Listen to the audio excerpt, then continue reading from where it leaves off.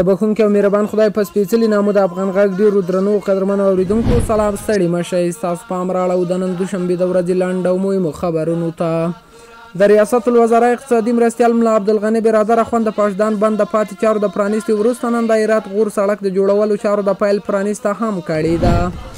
د قانون او پټرولیم وزارت وایي چې یو شمېر چینایي پانګوالو د دغه وزارت له سرپرست شیخ شعب الدین دلاور سره په لیدنه کې افغانستان د پانګونې لپاره مناسب ځای بللی دی او د هېواد د قانونو په ځانګړي ډول د نفتو او ګازو په برخه کې د پانګونې لپاره د دغه وزارت د همکارۍ غوښتنه کړې.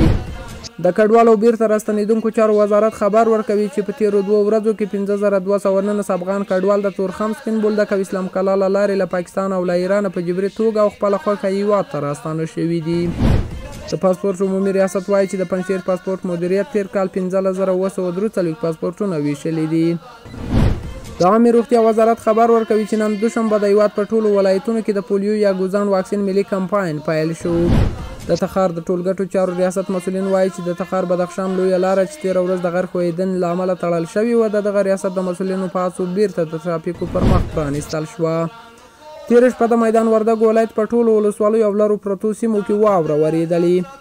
دا واوره په داسې حال کې ورېدلې چې د دغه ولایت په ډېری ولسوالیو کې د مڼو او زردالو باغونو د ګل موسم دی او یو شمېر بزګران مالداران او کوچیان یې اندېښمن کړي دي.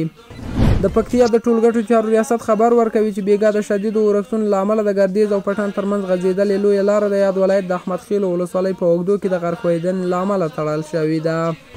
د کندهار د سپین بولدک ښاروالۍ مسؤلینو په دغه ولسوالۍ کې د 40 میلیونه افغانیو په لګښت د 2 سترو ټولګټو پروژو د چارو د پیل کېدو خبر ورکړی. په دغو پروژو کې د سړک څنډو او د اوبو د یوې لویې شبکې جوړول شامل دي.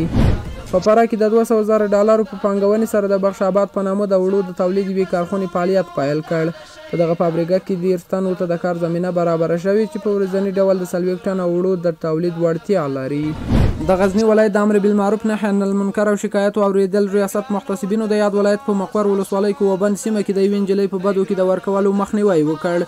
د مقور ولسوالۍ د امر بالمعروف نهي عن المنکر امریت څخه د ترلاسه شویو معلوماتو په اساس د یادې ولسوالۍ د ناننګ او سنګر د کلیو ترمنځ د یوې شخړې د حل په موخه ځینو کسانو غوښتل چې مقابل لوري ته یوه نجلۍ په زور په نکاح کړي چې محتسبینو د یادې پیښې مخنیوی کړی او د نوموړو ستونزه یې د خبرو له لارې حل کړې ده. په ورته وخت کې د محتسبینو د یاد ولایت په مقور ولسوالۍ کې د 2 قومونو ترمنځ 10 کلنه دښمني چې د یوې مېرمنې په سر راپورته شوې وه حل او له دواړو لوریو وغوښتل چې خپله هره مسله د شریعت په رڼا کې حل کړي.